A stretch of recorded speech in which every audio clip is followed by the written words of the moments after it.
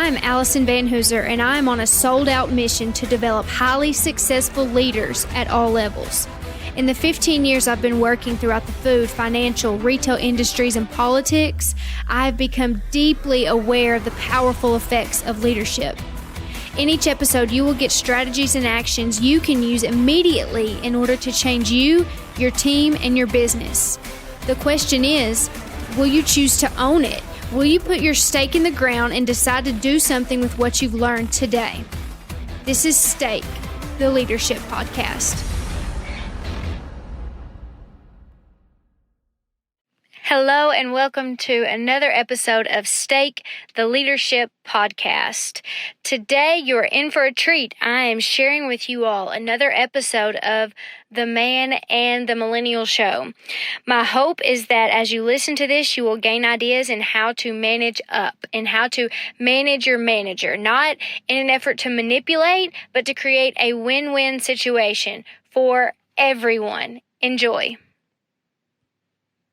Welcome to episode 11 of The Man and the Millennial Show. We're excited that you're here again, and we are talking about, our quarterly topic is team building. Team building. Now, I don't know about you, but I've been on a lot of teams over the course of my life. I played sports when I was young, so that's, I guess, my first exposure to team building, but I'm not going to tell you how many years I've been in the work world, but there's been a lot of teams in and out of that. So I'm excited about today's conversation and the conversation that will proceed during the course of this quarter. I appreciate you picking that one. I'm excited about it too, but you made me think. I was with a client recently and they said, did you play any sports in high school? And I told them I was a cheerleader and they said it doesn't count. So maybe I didn't play any sports when I was growing up, but I have been a part of some different teams. Well, the other sport that she played in high school that may be interesting to you all is that she was a very accomplished cross-country runner. Gosh. Oh my gosh, it was amazing. I even remember it way back in the day. It was amazing that I could get last place every single time. It was an art, I'm telling you. I mean, I love it. I'm sorry about that. It's fine. It's fine. So let's talk about teams for a second. Have you been a part of a good team? Have you been a part of a bad team before? I have. I've been a part of a number of good teams and a number of bad teams. I don't know which one you want to talk about first, but I'll start with the team. The good. Okay, yeah. I'll start with the good.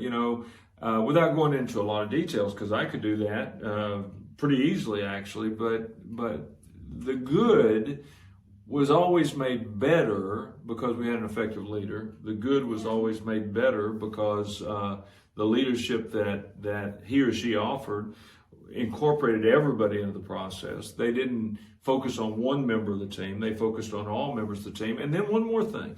Not only did they focus on the members of the team, but as a team, but individually, they focused on the team member and what the team member needed from this experience. So I don't know if I said that well. They were focused on the entire team, but as a team, they also focused on the individual and what should the individual get or need or whatever. That light is kind of We've got a light. If you're watching this, It was lighting my armpit, is what it was. Now, anyway, go ahead. We're good. You're making me think as you're talking about that. So we get to work with a lot of different teams, people, organizations of different sizes. We work with family-owned businesses. We work with large corporations. We work with global corporations, everywhere in between. But it makes me think we can even tell just immediately walking in the room the vibe of the team. No question. I mean, there's a sense. There's a sensation to it all. And, when you walk into a team where there's a lot of energy, into an organization or into a department where there's a lot of energy, there's a lot of upbeat, you see people laughing, speaking to one another, sort of, as opposed to there's this sort of, well, you use the word vibe, this vibe that's very downbeat, that's very, very, I don't know. She's right. We can tell pretty quickly, but it doesn't have to be that way. That's why we're talking about this, is how to make and build and create effective teams. And I think there's something to be said for most. I have never met anybody that says, I'm good with a mediocre team. Like, I'm good with us being average. Most people want a better team, and so we work really hard in order to make that happen. But oftentimes, good people, good leaders are doing good work and they're not getting the results that they want. And today, we're going to give you a very specific example of how that could happen. And maybe it's even happening on your team. And we're going to talk to you about practical steps you can take in order to level up, to improve your team. To get started, should we go ahead and kick off with the question? Okay. Yeah, sure. We have Phil. He does such a good job. When we end these episodes, he will say, shoot us an email at hello@vanhooser.com. Send us a text. Give us a call. Let us know what you're struggling with so that we can... We really do care. We really do do. care. This is intended for you, not for us. We have a lot of fun with it. But if you're not finding some value, then quite frankly, why are we doing it? Now, with that said, we're always looking for feedback. We got some this week that we think is important enough to share with the bigger group. Yes, and this is something, this person's question, their concern, is something that we've heard several times before. Absolutely. We know lots of people struggle with it. So, without further ado, this person reached out to us and they said, I'm a very goal-driven person. I have things I want to accomplish in my career. So am I. So am I. Okay. And they said that, their manager comes around often. They give them lots of feedback, and that's something That's a good thing. That's a good thing. We've encouraged you all to do that. Absolutely. Over and over and over. So we've got a person with good intentions who's giving feedback as often as they can, as often as they feel appropriate, but we have an employee who's conflicted. Yeah. This employee is conflicted because they said, I'm very goal-driven. I want to know exactly what I'm doing wrong or where I need to improve so that I can move up, so that I can grow. But every time I talk with my manager, they're asking, how are things going? How can I help you? Which on the surface is a pretty good question. Yes, go ahead. You're going to say something else. Here's the deal.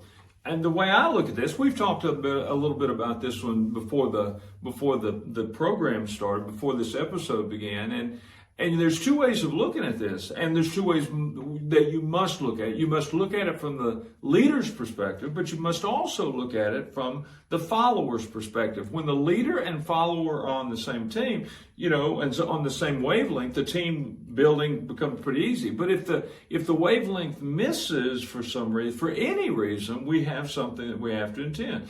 From a leadership standpoint, when the leader is coming around and checking on the person, how things going, you doing good, that's leadership 101. Right. But leadership 102 and maybe 201, maybe even 301 and 401 means that we have to recognize when we're sort of off track a little bit. And the issue that you've talked about, that you're explaining right now, it's good. The leader can say, but I'm asking, right, but they may not be asking the right questions. And when the leader does not ask the right question, it may become incumbent upon the follower to actually take the lead. If you Googled right now, what are the top leadership skills needed after the pandemic? You will see study after study that is coming out right now, especially in 2022, that says that empathy is a top leadership skill. The thing that I think good people are missing is that when we say empathy is a top leadership skill, we're not talking about compassion necessarily. Can we stop even right there for a Yeah. second? The word empathy itself, everybody's heard it, but Yes. if you ask people what is empathy, sometimes I think there's a misguided understanding or definition of it. I like to sandwich empathy between two other words. Okay. Think about it. Sympathy Right. is feeling sorry for someone. Yes.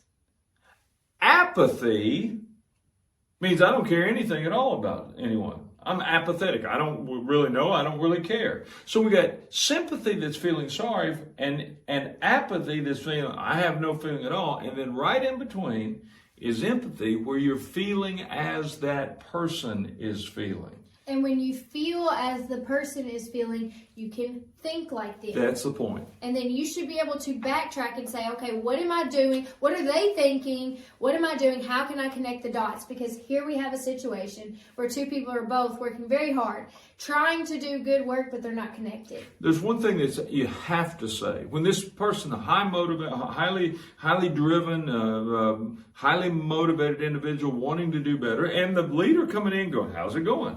Well, it's not going okay. I mean, this is a highly driven, highly motivated, high-performing individual, but they want to do more. And yet, for some strange reason, the supervisor has not acknowledged or recognized that just yet. And it could be that the supervisor might even be thinking, they're doing such a great job, I just want to support them. Let them know, keep going. They don't have to do any more to impress me. What they're doing right now is impressive to me. Good point, yeah. But it's not necessarily impressive or satisfying to the individual, him or herself. And, that's one of the things that we talk about in our face-to-face program. We talk about getting to know, K-N-O-W, getting to know your followers. There's certain things we need to know about our followers. Their name, their situation, their circumstance, etc. Those are the table stakes. That's what you got to do just to get started. Yeah. But what you really need to know about your followers, you need to know what their hopes, their dreams, their goals, their aspirations are. But you also need to know what their fears, their anxieties, their frustrations, their shortcomings are. And if you're only focused on superficially knowing the person without getting to know them deeper, then that can be exceptionally frustrating to the individual, especially a high-performing individual. And things happen. When a high-performing individual doesn't get to continue to grow and perform, then they get frustrated. Absolutely. So we were talking about this beforehand, as Phil said, and let's talk about, okay, you've listened to this episode. Maybe this is your challenge too. What do you do about it? We were talking about one of the things I'm really passionate about, I know Phil is too, is an ownership mindset of we could place blame and say, my supervisor isn't doing this for me, my leader's not doing this, but ultimately we can't control other people. We can only control ourselves. So let's explore for a moment some practical steps that you could put into place if you're struggling with this same situation. Want me to start? Hit it.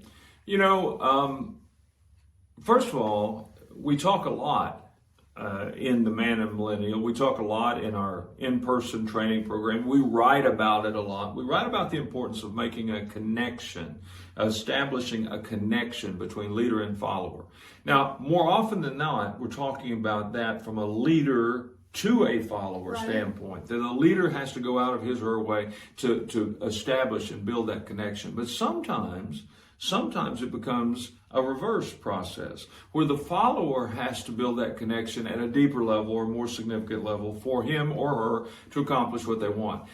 We can call that managing your manager. That sounds manipulative. We don't mean that way at all. But sometimes if the manager, the supervisor, the leader doesn't understand what we need, then we have to somehow share with them what we need. I'll just add this to that. You said that can sound manipulating. I always think about this.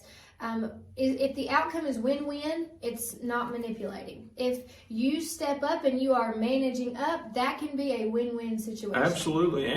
And more often than not, the leader, the manager, the supervisor may later come back and go, thank you, I was unaware. Yes. It wasn't that I didn't intend, or I just was unaware.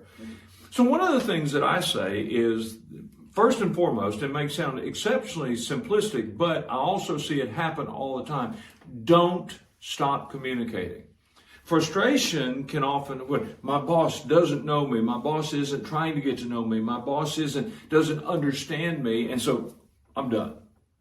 Don't. That's an emotional response to a circumstance or situation that you find to be frustrating. The last thing you need to do is to forego or cut off communication. That would not help them, and that would not help you. If you're goal-driven, trying to achieve your goals, you checking out is not going to move you forward. No, and anything that we would do that would be counterproductive to our purposes, in this case, we would not be moving forward, we don't need to do. So number one, keep communicating, don't restrict communication. I agree. I think the heart of what I have to offer in this specific situation all stems back to communicating. I know, so here we get to give a generational perspective. If we look at a lot of organizations today, there are several organizations who have people who are around my age who are holding executive positions. Right. However, there are also still very many organizations who have people who are more along the lines of Phil's age. The graybeards in the bunch. Holding those executive positions. So, Phil can talk about, even from an executive position, what it might feel like to have someone younger or inexperienced come up and say, this is the opportunity that I want, or this is how I want to move forward. But I can also speak to it from a standpoint of, I have been in those shoes many times. I remember when I first started out in the banking world, one of the first things I did, right or wrong, maybe too much youthful angst in me, I went to the CEO and said, one day I want to be CEO of this bank. And I remember they said, you know, you're telling me you want my job, and I'm still going to be here in 20 years. And we sort of laughed it off, but it was that open communication that let both of us sort of backtrack and create a roadmap that worked for everyone. But that's a really important point. Speaking from the boomer perspective, if I had a millennial or a Gen Xer or now soon to be Gen Zers coming in my office and saying, my goal is, I want to work toward, that would be a very encouraging, not a threatening thing for me. Not a threatening. I would be going, thank you. So wonderful to hear this. Now, the next point, though, is they have to be willing to, they being that person who's initiating that conversation, they have to be willing to listen to what comes next. So in other words, if someone wants to be a CEO or someone wants to be the next level on the road, they've got to be willing to listen to the skill sets that needs to be developed next. And sometimes it's a skill set, sometimes it's just activity level, sometimes it's just time in the trenches, you know, it's an experience level. But they have to be understand that the person before them may be saying, well, here's what we need to look at next. But again, I've got to know him, or in this case, her. She has to get to know me. There has to be that connection. A couple of thoughts I had as you were saying this. First is that, don't y'all just love Phil? He said he would love for somebody young to come in his office and say, I want this. I love that. Do you think that there's also people who would think, these young people are so entitled that they think they could just come in here and tell me that they want this or that? I don't think you said, do you think that could be? I don't think, I know that there are people out there that believe that. I hear it almost every day. That, oh, this young generation, they've always, the trophy generation, and they've always gotten something. They never willing to spend time and sacrifice like we had to. You know, okay, I get it. I could tell that story myself. All of us have our own path that we have followed. But believe me, my parents could have said it about me. Their parents could have said it about them. So that's always going to be the case. That's not the point today.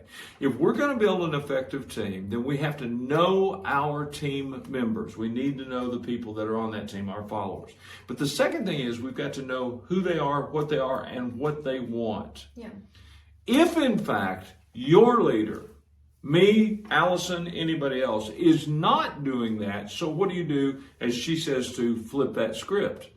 Well, if you allow me, I'll say one thing. I am a big question asker.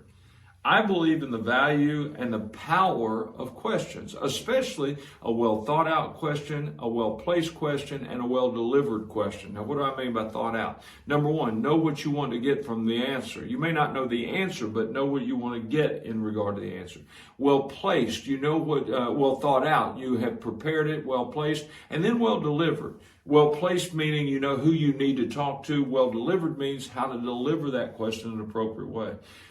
If I had a boss, well-meaning as he or she may be, who was not asking me the right questions that would enable me to tell that boss what I wanted and needed from my job, I'm going to flip the script and I'm going to go and I'm going to prepare some questions.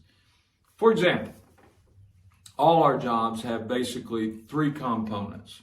I'm oversimplifying. Okay. There's the technical aspect, there's the performance aspect, there's the people aspect, right? Technical, what should I know? Performance, what should I do? People, how can I be more of a team member?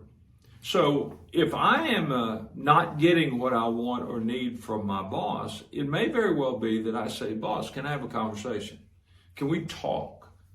And sure, every boss knows the right answer to that question is when someone says, can I have a conversation with you? Even though they may be a little suspicious, maybe even filled with dread to some degree, they know the right answer is yes. So they're going to give you that opportunity. Do you think it should be a passing conversation or a set meeting? You know, it all depends on the relationship, of course. Okay. If you've got a really good relationship, say, can I have 5 minutes of your time? That's kind of a passing conversation. I think that would work. If, on the other hand, your boss is very, sort of, has a schedule and all that, then I might say, hey, can we schedule 15 minutes? I've got something that's on my mind that I'd like to run by you. Either case, the boss is going to say yes. If they say no, we got a real problem. We can talk about that some other time. When you go in, say, you might even use the formula that I just now said, the technical, the performance, the people. So you might go in and say, I've been evaluating my program. Maybe I've been watching some podcasts. You could even I've been on some podcasts, or I've been reading some books. I've been talking to some of my peers. And I realized that for me to do what I want to do in my career, I need to continue to focus on the future. However, I don't always see the future as clearly as you, my boss, my leader, might be able to see the future. So, 3 questions, if you don't mind. I'd be interested in hearing the answer to all of them. From a technical standpoint, what else do I need to know to go to the next level in this organization? Whatever that may mean, a promotion, or just knowing more, or doing more, or taking on more responsibility, or whatever. From a technical standpoint, what do I need to know? From a performance standpoint, what do you need for me to do? From a people standpoint, how can I be more effective in the team, as a team member, as a team player? Now, those are especially general questions, but as the answers start coming, you can always drill down further and further and further. Your boss may say, well, technically, there's always more to learn. One of the things you might want to learn is how to apply software applications to this particular thing, whatever. And you go, tell me more about that. Where should I go to get that information?